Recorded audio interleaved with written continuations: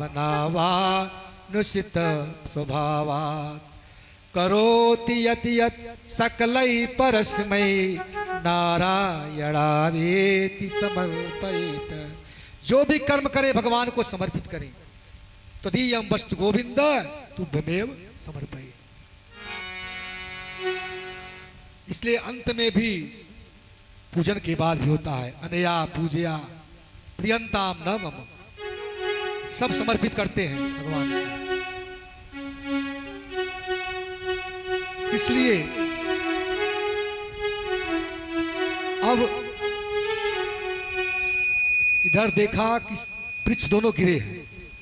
सभी ब्रजवासी आए तो देवी देवता बना लगे। उसकी कृपा हुई, कहीं मेरे कन्हैया के ऊपर नहीं गिरा। अगर पड़ जाता तो क्या होता। नंद बाबा आज पूरे ब्रजवासी को एकत्रित करके बोले, भैया जा दिन से मेरे लाला ने जन्म भयो, कोई न कोई राक्षस यहाँ पर आते रहते हैं, तो कोई अच्छा स्थान बताइए जहां पर सुरक्षित हम लोग रह पाए। कहा इसके लिए कि स्थान है वनम वृंदावनम नाम प्रसव्यम नवकाननौ गोप गोपी गवाम सेव्यं पुलादितीर्थम। देखिए यहाँ पर एक वृंदावन है। वृंदावन ही सुरक्षित सबसे है। बहुत बड़े बड़े वन है, वहां पर गिरिराज पर्वत है। गायों के लिए, सबके लिए घास भी मिलेगा। जमुना जी का जल भी भरा है। वहीं पर सुरक्षित, वहीं पर चले। सब छगड़ा सजा करके वृंदावन के लिए चल दिए। और वृंदावन को भगवान एक पग भी नहीं छोड़ते। वृंदावनम परित्यज्य पादमेकं न गच्छति। एक क्षण के लिए वृंदावन को भगवान नहीं छोड़ते। इसलिए वृंदावन वहां से हम लोग को चलना चाहिए। तो सब लोग छगड़े पर बैठ करके वृंदावन के लिए चले। आज कन्हैया बड़े प्रसन्न हैं, क्योंकि छोटे छोटे बछड़े चराने की अनुमति मिली। वो ग्वाल बालों के साथ जाते थे, बांसुरी को बजाते हुए आनंद लेते थे, खेलते थे और छोटे छोटे बछड़ों को चराते थे। बछड़े को चरा रहे थे। उसी समय एक वत्सासुर नामक बछड़ा आया, उसी में मिल गया। भगवान कृष्ण ने बलराम जी को दिखाया, तम वत्सरूपिणम विच्छ वत्सुथ गतम हरि। दिखाया कि ये बछड़ा जो है हमारा बछड़ा नहीं है, हम लोगों का। ये तो कंस के द्वारा भेजा हुआ राक्षस है।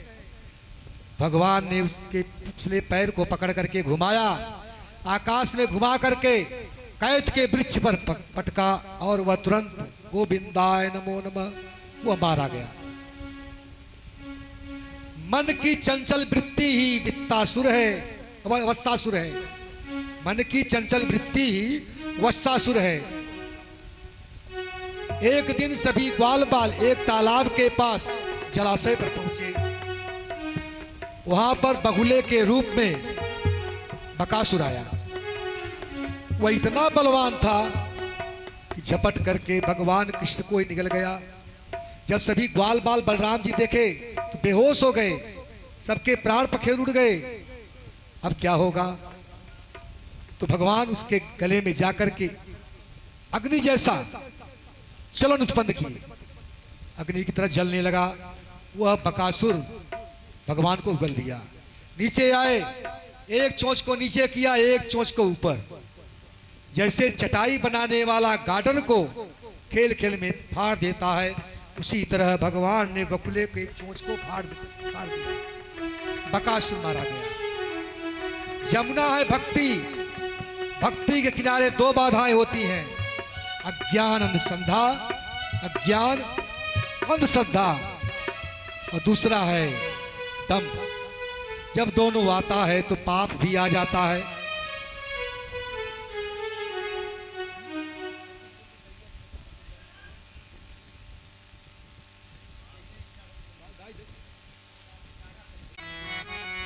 कैसे चरा रहे बछड़ा देखिए जरा। छोटी छोटी गैया छोटो छोटो गाल, छोटो समारो मदन गोपाल। छोटी छोटी गैया छोटे छोटे ग्वाल, छोटो समेरो मदन गोपाल।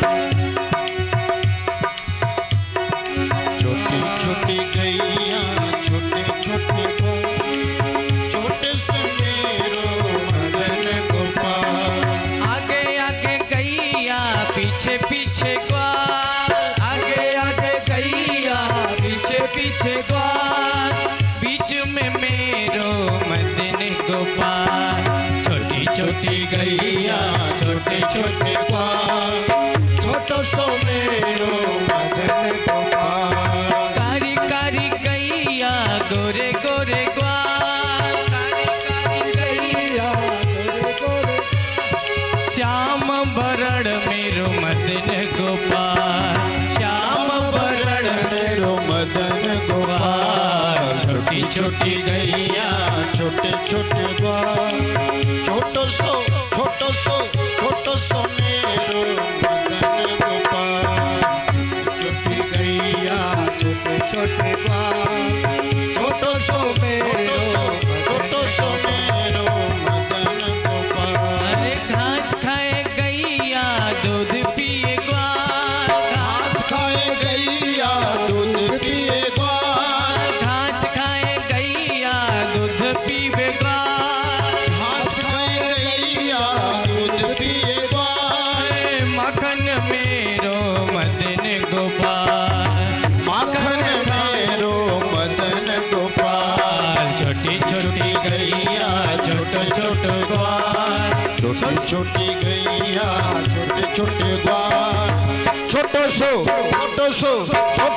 मेरो मदन गोपाल। छोटी छोटी गैया छोटे छोटे ग्वाल, छोटो सो मेरो मदन गोपाल। छोटी छोटी गैया छोटे छोटे ग्वाल, छोटी सी गैया छोटे छोटे ग्वाल, छोटो सो मेरो मदन गोपाल।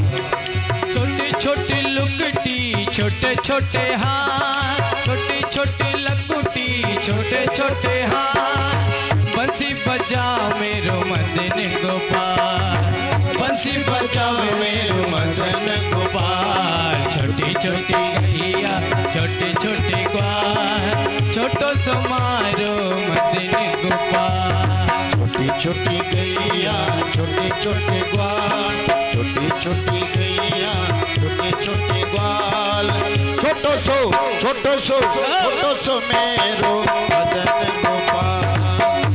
अरे छोटी छोटी सखियाँ मधुबन बा, छोटी छोटी सखियाँ मधुबन बा, रास रचावे मेरो मदन गोपाल, रास रचावे मेरो मदन गोपाल।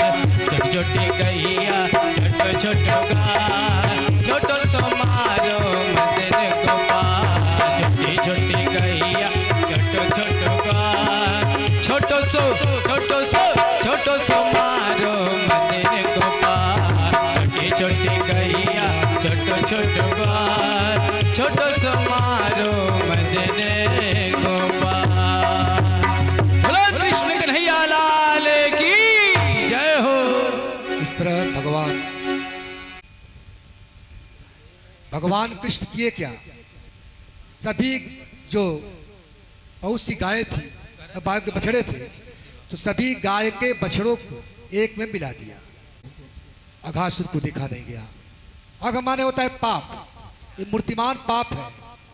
जहां अज्ञान दंभ आता है, यानी वत्सासुर और बकासुर, वत्सासुर है अज्ञान और बकासुर है दंभ, जहां ये दोनों आते हैं वहां पर पाप दिया जाता है। इसलिए वहां पर अघासुर आ गया और बीच रास्ते मिस हो गया। एक ने कहा हम इनके मुख में घुस जाते हैं, अगर घुस जाएंगे तो हो सकता है निकल जाए। अजी दूसरा कहता है जी क्या निकलेगा, कहीं ऐसा ढिठाई किया तो बकासुर के समान नष्ट हो जाएगा। अगर ढिठाई भी करता है जैसे बकासुर मारा गया, वो भी ये भी मारा जाएगा। तो सभी लोग अघासुर के पेट में चले गए। भगवान कृष्ण खोज रहे हैं कि ग्वाल बाल कहां गए। तो भगवान ऐसे हैं कि अगर उनका भक्त पाप के अंदर जाता है, अघासुर पाप है, सभी भक्त वहां है, तो पाप के अंदर जाता है तो भगवान पाप के अंदर भी जा करके अपने भक्त की रक्षा करते हैं। इसलिए भगवान आए और उस अघासुर के अंदर प्रवेश किया। भगवान तो अड़ोर अड़िया मातो मड़िया, वो छोटे से छोटे बड़े से बड़े बन सकते हैं। वो गए वहां, इतने बड़े बने, उनका गला अवरुद्ध हो, उसका गला अवरुद्ध हो गया, मोक्ष को प्राप्त हुआ। देखिए भागवत समाधि की भाषा है।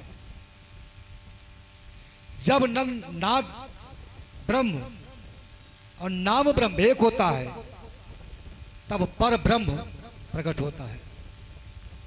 पेट में जाकर भी भगवान विशाल रूप धारण किया, अजगर का शरीर फटा, ब्रह्मरंध्र से निकल गया, फटा तो ब्रह्मरंध्र से निकला, उसे सायुज मुक्ति मिली।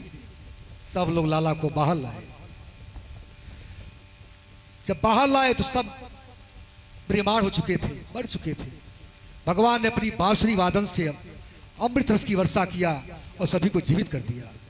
परीक्षित कहते हैं, अरे भगवान इस प्रकार से जीवित किए, तो सुखदेव गोस्वामी कहते हैं, परीक्षित जो लीलाएं होती थी सब जाकर के यशोदा मैया से सब ग्वाल बाल कहते थे, मैया आज इसने वत्सासुर मारा, बकासुर मारा, ये सब मारा, लेकिन यह लीला को 1 साल के बाद बताया।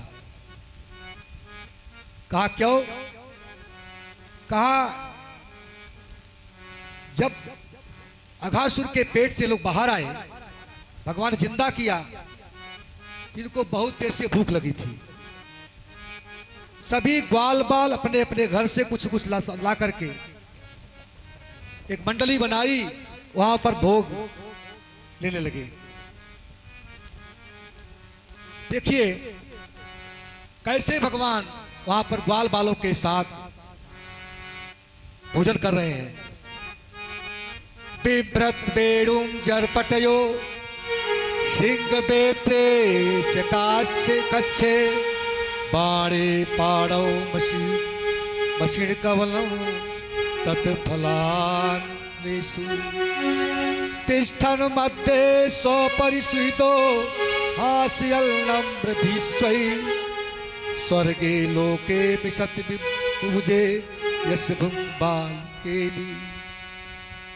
बगल में बेड़ू अपना सिंगी रखे थे, बेड़ू बगल में खोस लिया और पूरे अंगुलियों में अनेक प्रकार के अचार थे, आम का, आंवले का जो अचार था रखा, मिर्ची रखा, और सभी ग्वाल बालों के साथ बैठ करके भगवान भोजन करने लगे।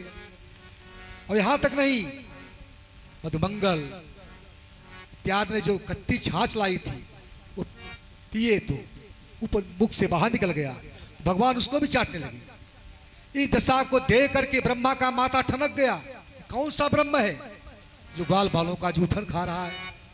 अरे वही ब्रह्मा भगवान कृष्ण के जन्म के समय जाकर के वंदना किए, सत्य व्रत सत्य परम सत्यम, और वही आज भ्रमित हो गए। ये भगवान की माया है।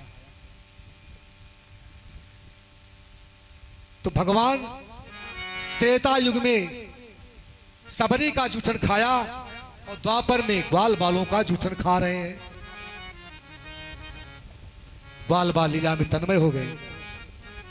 गाय जंगल में चली गई चरने के लिए, और उसी समय ब्रह्मा अवसर पाकर के सभी ग्वाल और सभी गायों को ले जाकर के सेई की पहाड़ी में छिपा दिया।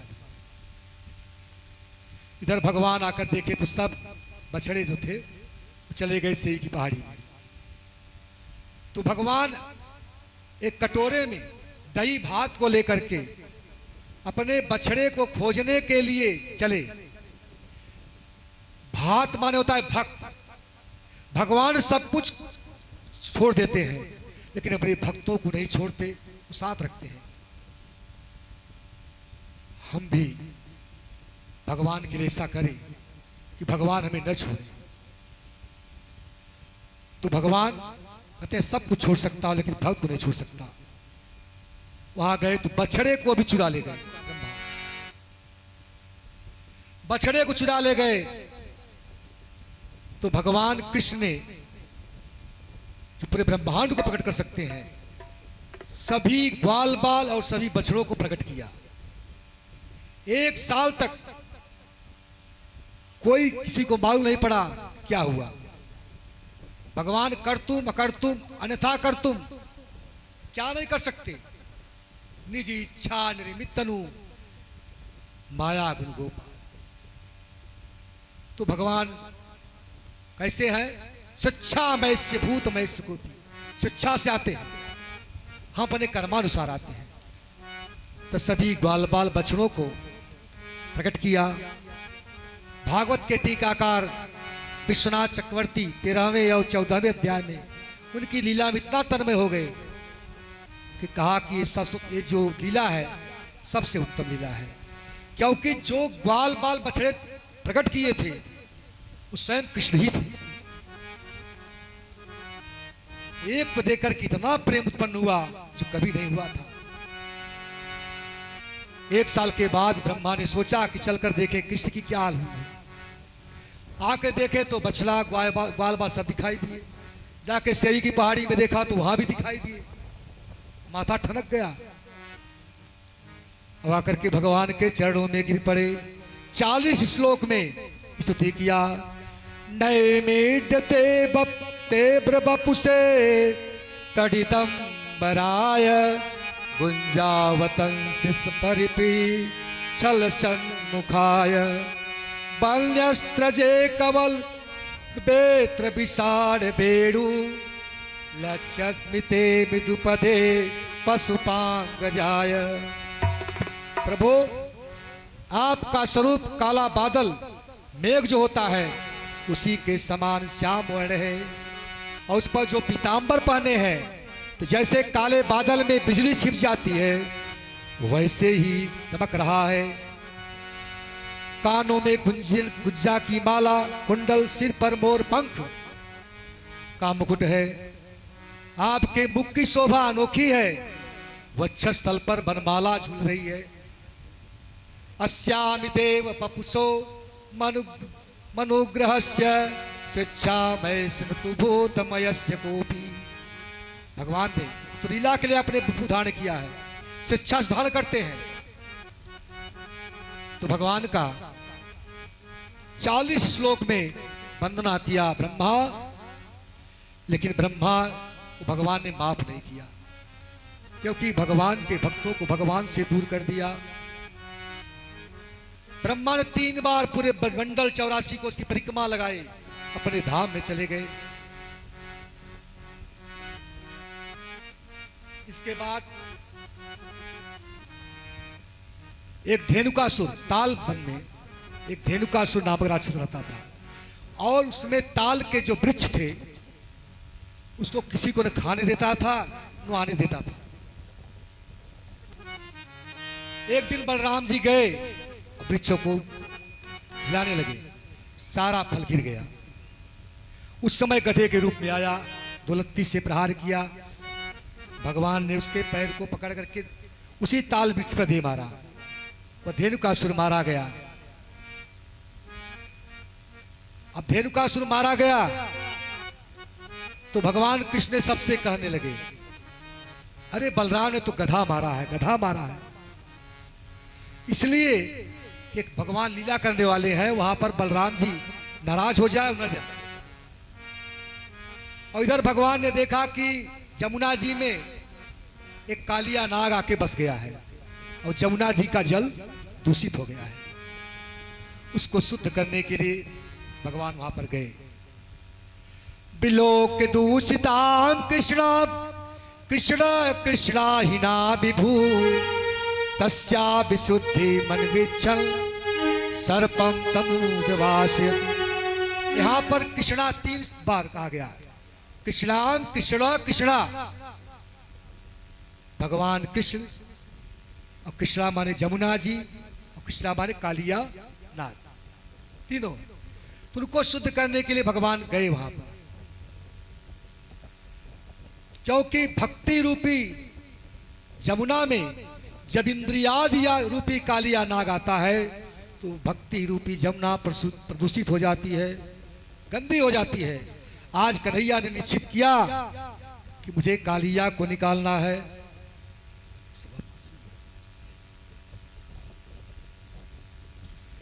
इसलिए भगवान एक लीला की, कदम्ब के बीच पर चढ़ गए और गेंद की लीला प्रारंभ किया। गेंद को फेंका, जाके जमुना जी में गिर गई।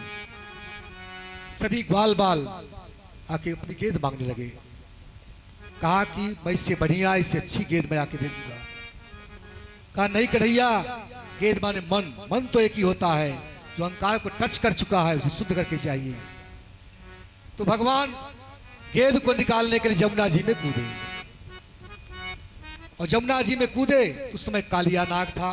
कालिया नाग ने भगवान कृष्ण को अपने बाहों में लपेट लिया। भगवान ने अपने भुजा को बढ़ाया तो उसका शरीर टूटने लगा, छोड़ दिया। छोड़ने के बाद कालिया नाग उसके फन पर आ गया और फन पर आकर के नृत्य करने लगा। जैसे हारमोनियम को बजाने वाले उनके रीढ़ को दबाते, उसी पर दबाता गया।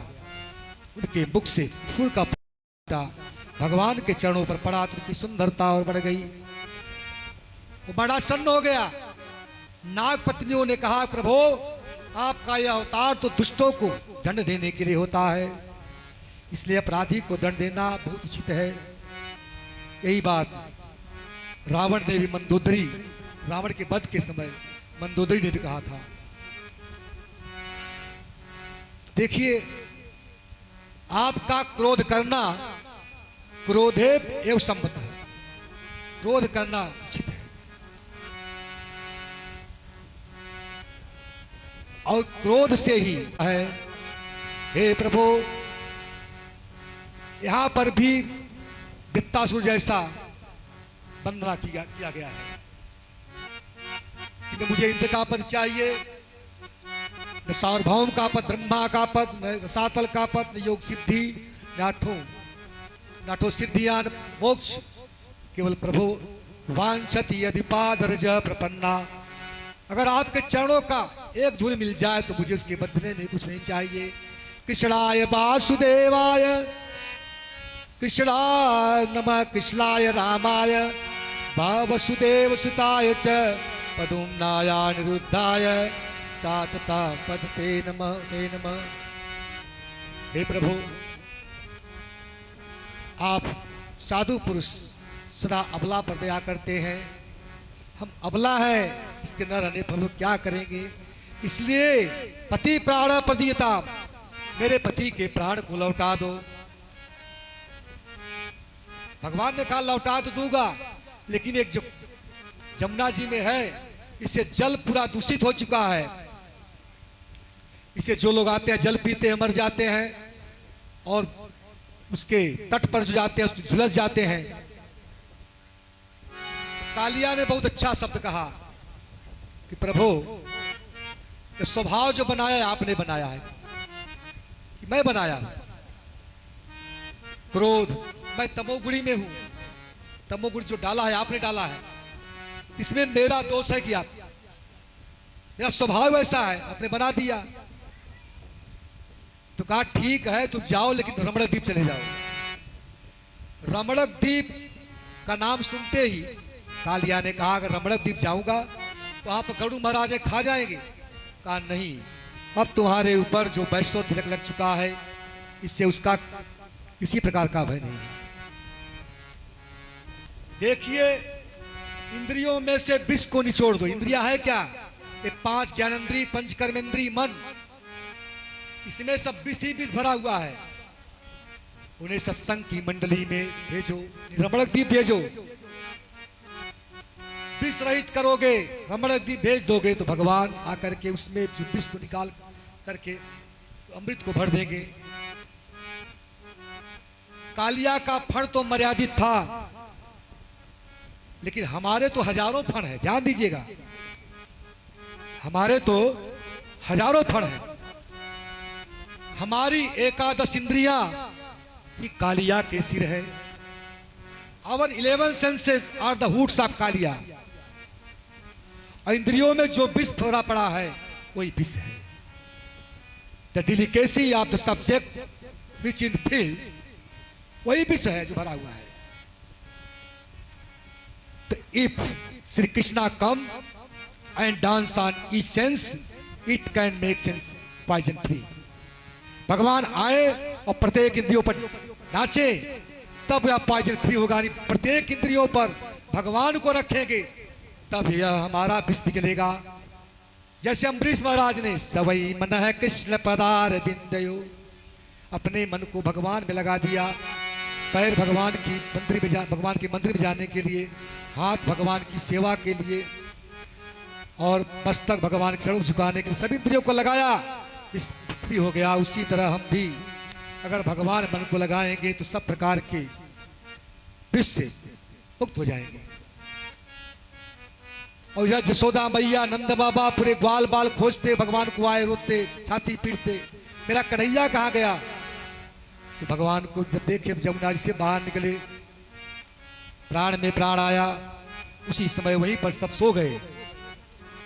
और उसी समय जंगल में दावाग लग गई, सभी लोग आए। कृष्ण कृष्ण महाभाग हे रामाति विक्रम, एस घोर तमो बहिनी तावकान गसते। हे प्रभु, अब अग्नि से पूरा हम तो जले जा रहे हैं, इच्छा करिए। भगवान पूरे अग्नि को अपने मुख में पी गए, क्योंकि रामावतार में भगवान ने अग्नि, सीता जी को अग्नि में रखा था, उसका सम्मान करने के लिए भगवान ने पूरी अग्नि को पी गए।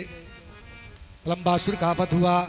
इसके बाद फिर जंगल में आग लगी, फिर पूरे जंगल की अग्नि को पी गई, दावाग्नि को पी गई। बरसात बीता, जाड़े का आगमन हुआ, जमीन कड़ी होने लगी और जल जमुना जी का और जितने हरद थे सब जल स्वच्छ होने लगा। तो इत्थम सरज स्वज्जलम पद्माकर सुगंधिना वायुना वातम सगो गोपाल कोच्युत। यह जल स्वच्छ हो गया और पद्मों का आकर माने खजाना वहां पर खिल गया। और लक्ष्मी ने जब प्रत्येक स्वर्ग से आकर प्रत्येक कमल को छुई तो और भी सुगंधित हो गई। वहां पर शीतल मन सुगंध हवा बह रहा था। तो भगवान को लीला करने की सोची, भगवान अब गाय को चाहते हुए वन में प्रवेश कर रहे हैं। कैसे? यह भागवत का सबसे प्रसिद्ध श्लोक है, सब लोग आते हैं। और इसी को सुन करके सुखदेव गोस्वामी का ब्रह्मांड चला गया। बरहा पीडम नटवर बपो कर्णयो कर्णिकारं बिभ्रद्वास कनक कपीसम बैजंती च माला रंधाल बेड़ो रधर सुदया पुरजल गोप वृंदये वृंदारण्यम सपद रमणो प्राविशत गीत कृति। मैं इस पर सोचा था थोड़ा समय लूंगा, लेकिन समय ही नहीं है, क्योंकि बहुत सुंदर श्लोक है, लालसाएं हो रही है। कहा बरहा पीडम, भगवान क्या लगा कर आए हैं? बरहा पीडम, मोर का मुकुट। यहां प्रश्न हो सकता है, जो भगवान के भक्त हैं वो भगवान के चरण की तरफ देखते हैं, गोपियों ने भगवान के मस्तक की तरफ क्यों देखा?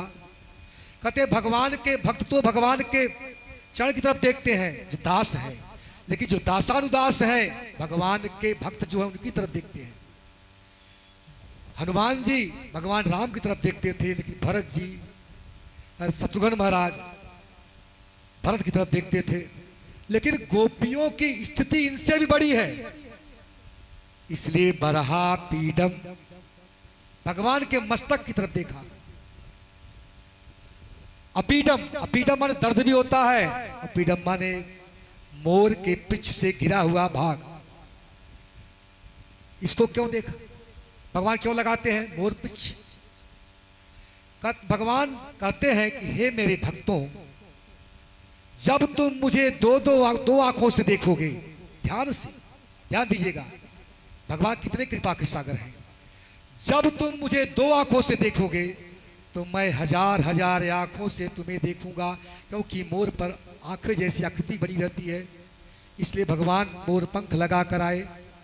दूसरा कारण, वैष्णव पद्धति में पहले लोग अगरबत्ती दिखाते हैं, फिर दीप दिखाते हैं, फिर शंख में जल दिखाते हैं, फिर वस्त्र दिखाते हैं, फिर इसके बाद चबर डुलाते हैं, फिर पंखा देते हैं।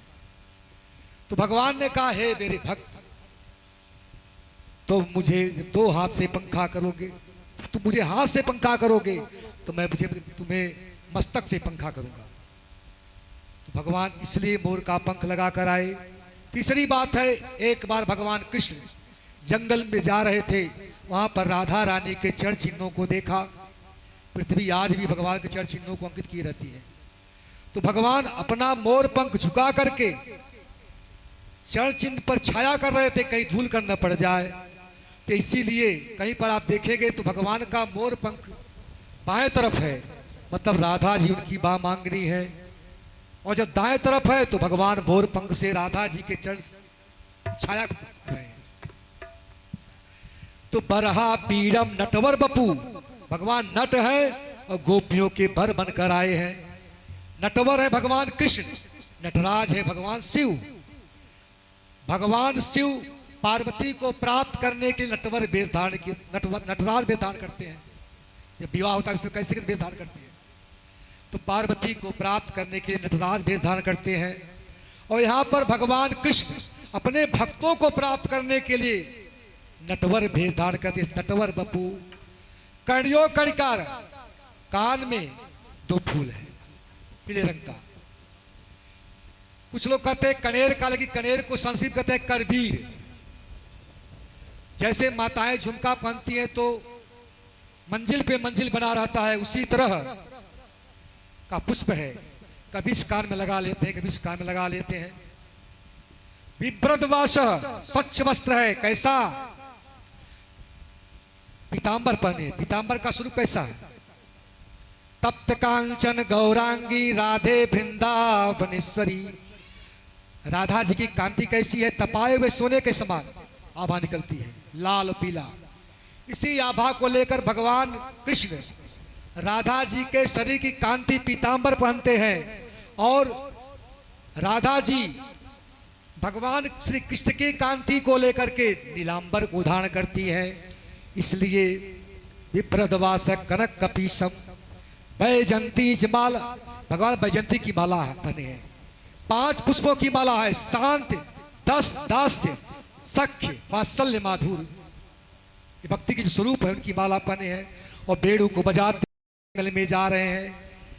इत बेड़ू रवम राजन सर्वभूत मनोहर सुत्वा भज स्त्रिय सर्वा बड़यंतो धीरे धीरे। इस बात को देखी तो सभी जो गोपियां थी उसका मन भगवान में लग गया, खींच लिया मन को। दसखान जी कहते हैं, अरे गोरज बिराजे भाल लही लही बनमाल। गोरज बिराजे भाल लही लही बनमाल। आगे गैया पाछे बाल गावे दो तानरी। गैया पाछे बाल दो तानरी। कैसी धोनी बांसुरी की मधुर मधुर कैसी। जय हो।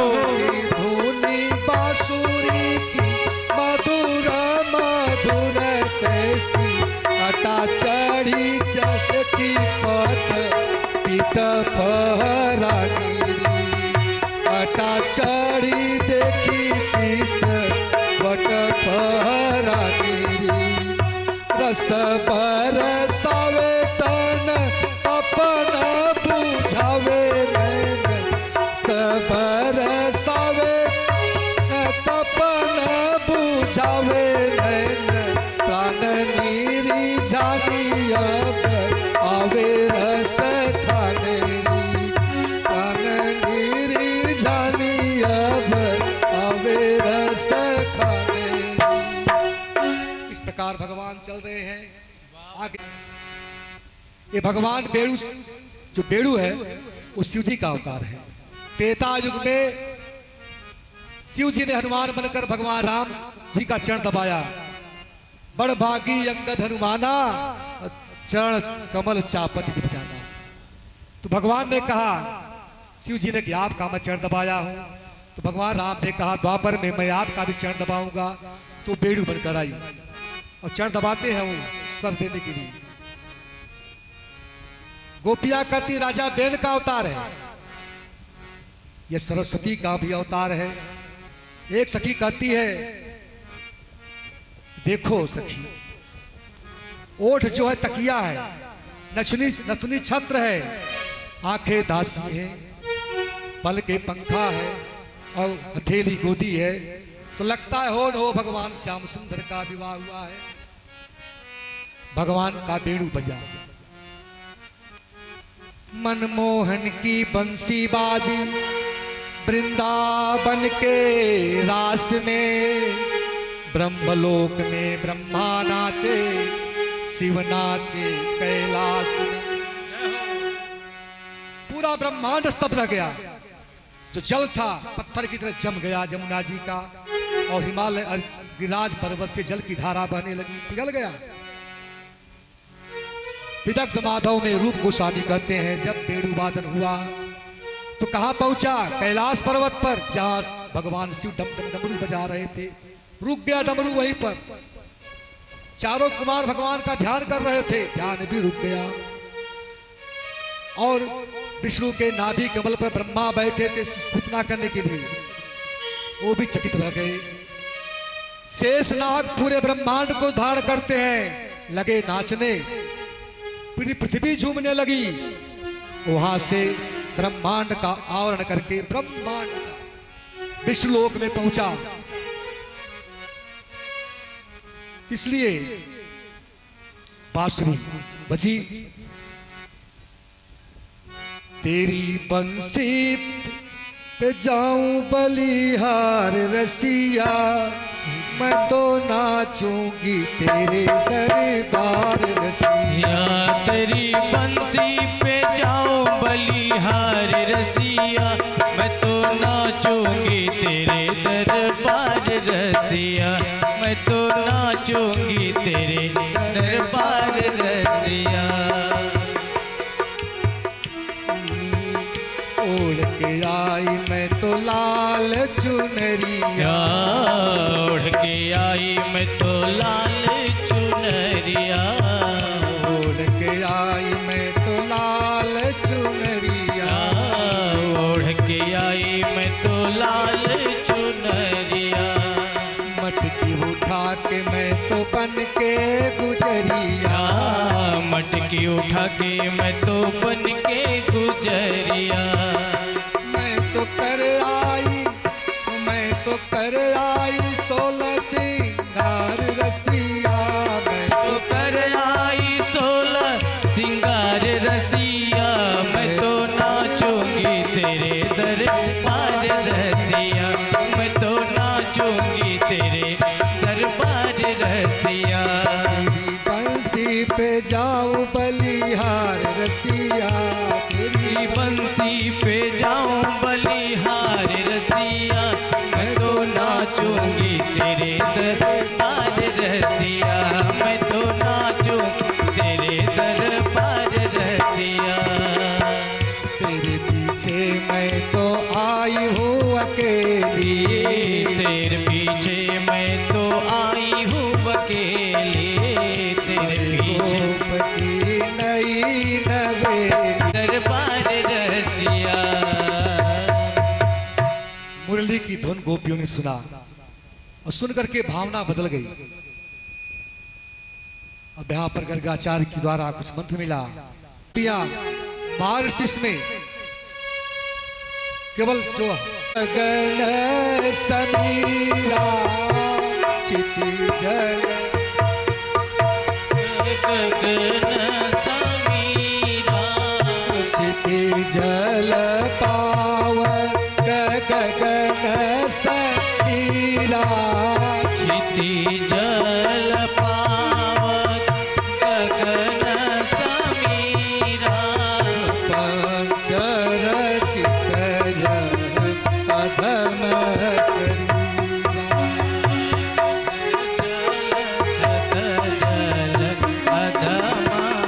पंच तत्व से बने हुए अधम शरीर को त्याग करके दिव्य वस्तु को मांग रही है।